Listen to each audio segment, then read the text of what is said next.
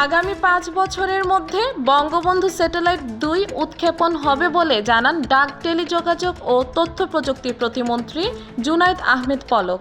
একই সাথে বঙ্গবন্ধু স্যাটেলাইট 1 থেকে 150 কোটি টাকা আয় হয়েছে বলেও তিনি জানান। প্রতিমন্ত্রী বলেন, তথ্য প্রযুক্তি খাতকে আরও এগিয়ে নিতে বঙ্গবন্ধু স্যাটেলাইট 2 উৎক্ষেপণে কাজ চলছে।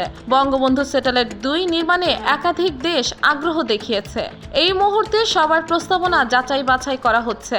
আগামী 5 বছরের মধ্যে বঙ্গবন্ধু স্যাটেলাইট 2 মহাকাশে উৎক্ষেপণ করা হবে। তিনি জানান, বঙ্গবন্ধু স্যাটেলাইট 1 থেকে এখন পর্যন্ত বাংলাদেশ আয় করেছে 150 কোটি টাকা।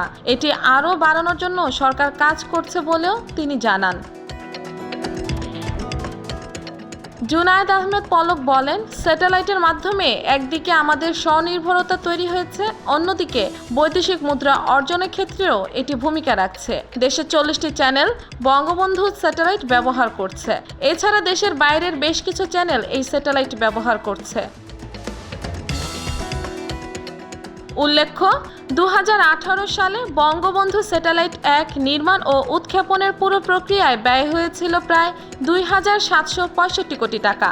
উৎক্ষেপণের সময় থেকে স্যাটেলাইটটির মেয়াদকাল 15 বছর বলা হলেও মেয়াদকাল আরও 3 বছর বাড়িয়ে 18 বছর সম্প্রসারিত করা সম্ভব হবে বলে দাবি করেছেন সংশ্লিষ্ট কর্মকর্তারা।